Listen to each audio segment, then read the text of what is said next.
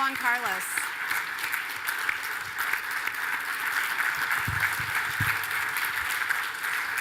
Thanks, man.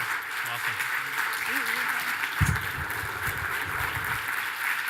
By the way, Juan Carlos sounds like a great line of cosmetics someday.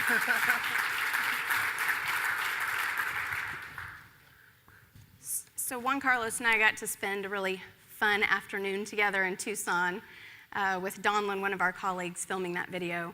And watching it, I'm concerned that the counseling and social work board may come after you because they're saying that you're a good counselor for them.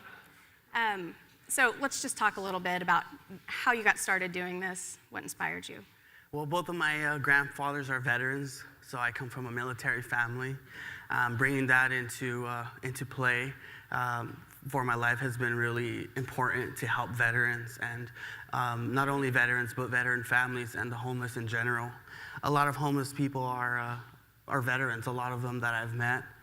My mom passed away from cancer, and she lost all her hair.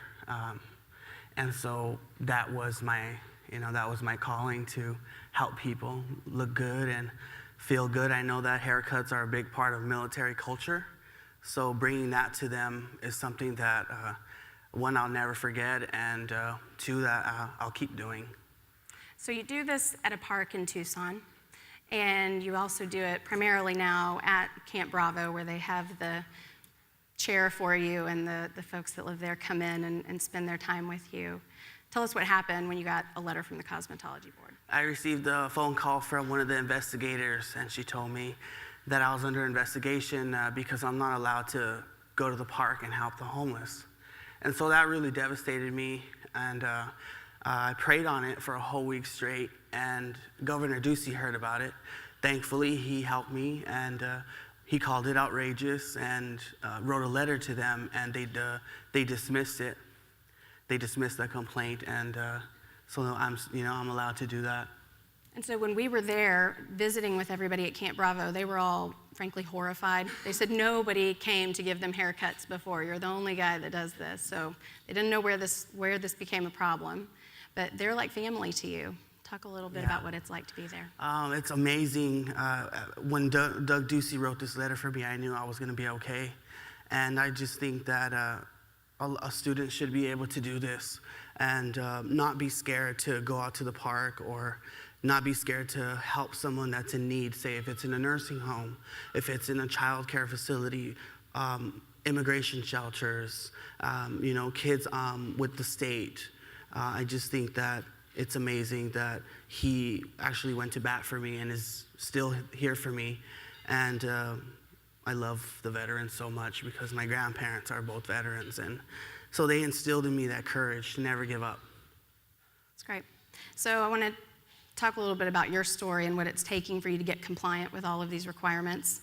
First of all, we called you, we found you on Facebook, asked you to come here, and flew you out here. It's your first time on an airplane, first time out of Arizona.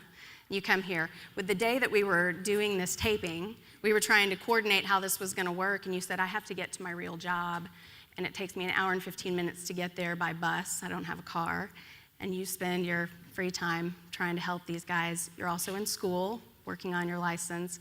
What do you think it's going to take you to get your license? Approximately 1,600 hours and about a year and a half of training. And $20,000? $20,000 to pay for my schooling.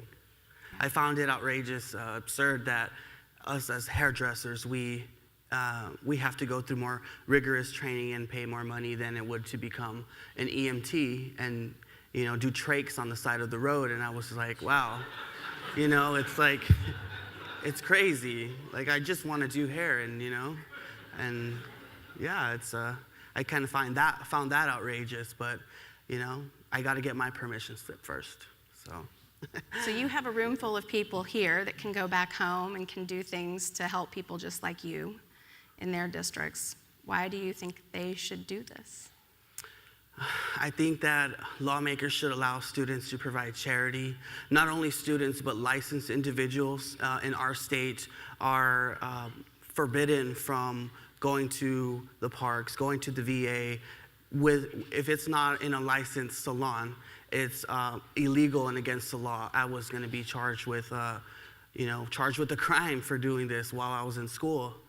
And I really think that you guys should help us to help veterans and help the homeless, and in general help each other, because you only got one life to live, and this is what I want to do, and I'm just really thankful that God has given me this gift to help other people.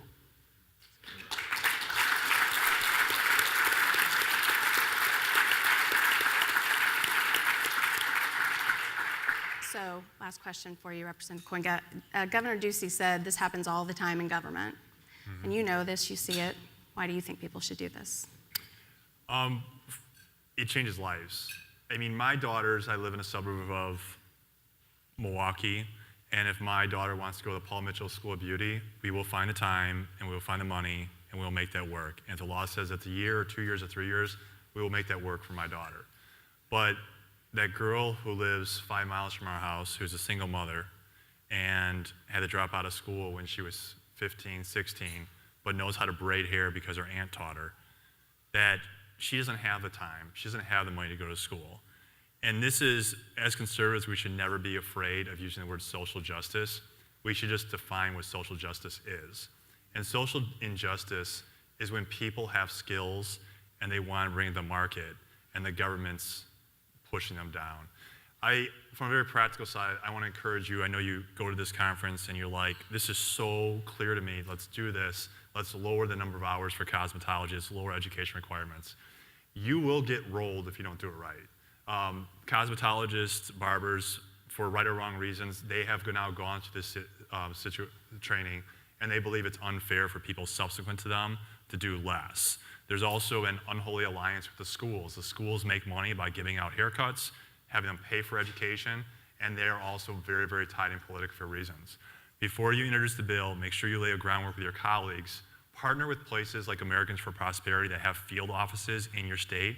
Let them know what you're doing so they could start visiting the barbers and cosmetologists. You could find sympathetic stories of people that are in a position like Carlos, and then go out with your story, because if you just go out there on your own, you're gonna get rolled, because what do? You sit in a chair and you talk to people all day, and if you don't control the marketing on this, it's gonna go fast where you're gonna lose momentum, and you don't wanna poison the well on all licensing deregulation. So be smart, it's gonna take work, but the fact is this will change lives, and ultimately that's like why I'm in this business, is because I believe public policy can change lives, and this is a great example of those policies.